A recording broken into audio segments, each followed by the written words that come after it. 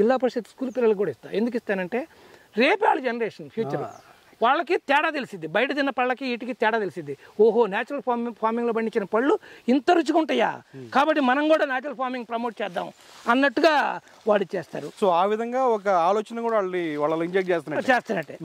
ఇంకోటి మీకు చెప్తున్నాను, ఇంత అటవీ ఫుడ్ ఫారెస్ట్ క్రియేట్ చేస్తే వీటిలో ఈ ఎండ ఉంది, నీడ ఉంది. వీటిలో చూడండి, ఇది కాఫీ.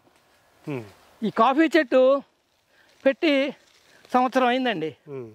సంవత్సరం అయింది.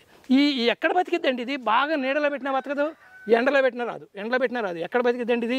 వెస్ట్ కోస్ట్లో ఉంటుంది, కేరళ వచ్చింది, అస్సాంలో కాఫీ పంట పండిస్తారు, ఊటీ అట్లా పండిస్తారు, అరకులో కూడా పండిస్తున్నారు. ఇక్కడ నేను హైదరాబాద్లో 46 డిగ్రీల సెంటిగ్రేడ్లో ఇక్కడ పండిస్తున్నానంటే ఈ పార్షల్ షేడ్లో పెడతానండి. ఇది పెట్టండి, చూడండి 1 ఇయర్ అయింది పెట్టింది.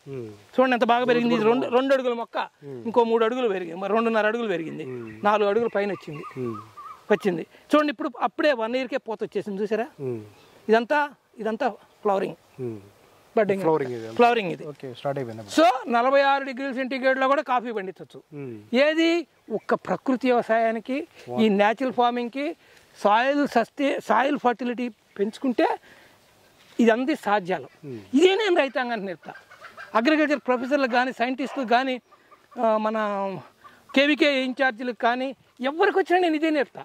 మీరు ఏమి కొనక్కర్లేదండి వ్యవసాయం చేయాలంటే. నేను ఇది ప్రాక్టికల్గా చేసి చూపించాను. నేనేం కొనుక్కున్నాను, నేను ఇదిగో సస్టైనబిలిటీ వదిలేసా. మీరు సస్టైనబిలిటీ, సాయిల్ ఫర్టిలిటీ అంటే ఒక్కసారి కింద చూడండి. సాయిల్ ఎప్పుడు ఇలా ఉండాలండి.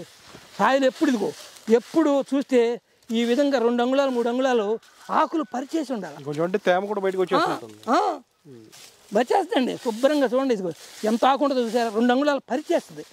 ఇదే ఏం చేస్తుంది అంటే మా కోళ్ళు ఎన్ని మనం తొక్కటం వలన నేలలో కలిసిపోద్ది. ఈ 10 ఎకరాలు మీరు చూస్తే ఇదే విధంగానే ఉంటుందండి. నేనేమి చేయను. ఈ 10 ఎకరాలు ఈ ఆకులు నేనేసే ఏమన్నా తిరుగుండదు. ఈ ఆకులు అలా నేలలో కలిసిపోద్ది. దుక్కి కూడా దున్నను. ఈ వానాకాలం వచ్చిందంటే ఇదంతా ఏమవుతుందంటే తడిసిపోయి ఈ కోళ్ళు, గొర్రెలు ఇవన్నీ తిరగటం మూలాన మొత్తం నేలలో కలిసిపోయి ఇదే సాయిల్ ఫర్టిలిటీ పెంచేస్తుంది.